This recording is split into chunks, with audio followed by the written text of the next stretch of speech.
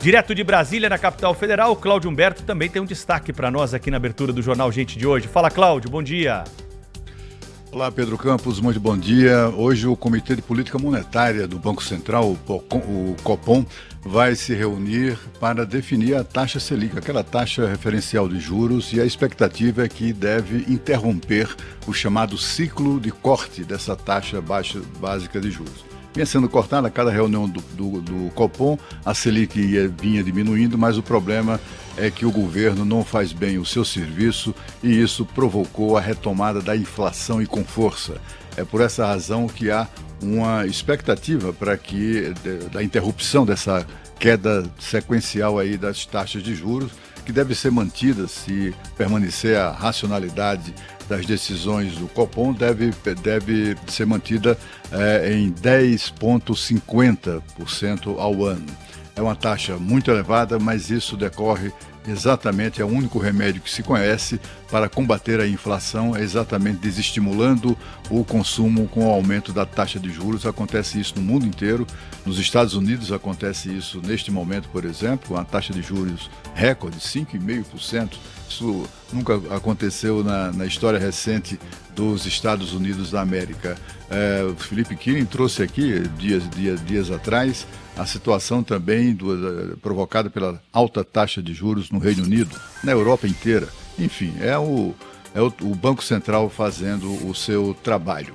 Mas ontem o presidente Lula, em razão exatamente na véspera dessa reunião e tentando de alguma maneira mudar essa tendência, ele voltou a atacar o presidente do Banco Central do Brasil, o Roberto Campos Neto. E é assim, né? O presidente Lula não se conforma com a autonomia do Banco Central.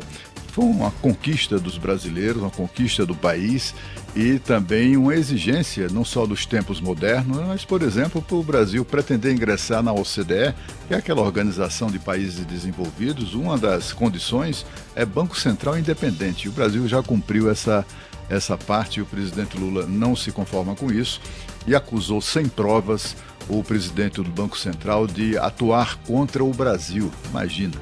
E depois, também sem provas e sem ser cobrado por isso, o presidente acusou até o governador de São Paulo de influenciar nas decisões do Banco Central. Ele se influencia mais do que eu, mais ou menos isso que ele disse, né?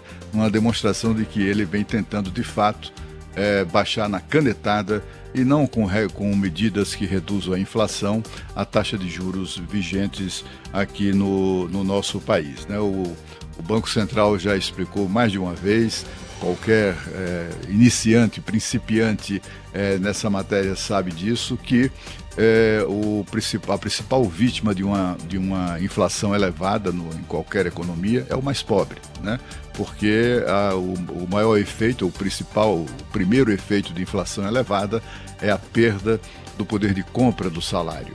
E são exatamente os assalariados aqueles que mais sofrem no processo inflacionário, né? No Brasil é impressionante isso, né? Temos um presidente da República que ataca a autoridade monetária, exatamente o cidadão que tem o mandato para defender a moeda, né? Defender inclusive o país do processo inflacionário.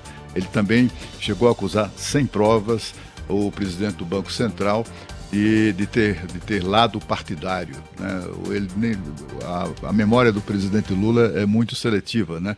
Ele nem sequer se lembra de que o Banco Central, sob presidência de Roberto Campos Neto, aumentou a taxa de juros a partir de fevereiro de 2022, ano eleitoral. Portanto, assim, quando chegou na eleição da qual se saiu vitorioso Luiz Inácio Lula da Silva, a inflação, a taxa Selic batia recorde, exatamente naquele esforço para segurar a inflação que batia as portas. É tudo muito triste, tudo lamentável e só prenuncia que podemos ter um Banco Central, se não perdendo a sua autonomia, sua independência prevista na legislação, na Constituição, fixada na Constituição, teremos um Banco Central com pessoas vulneráveis, digamos assim, à influência política do Palácio do Planalto, o que será, de fato, muito ruim. Agora nós vamos a Paris com Sônia Blota, que nos traz destaques importantíssimos. Muito bom dia, Sônia. Um ótimo dia para você, Cláudio, para todos que acompanham a gente no Jornal Gente.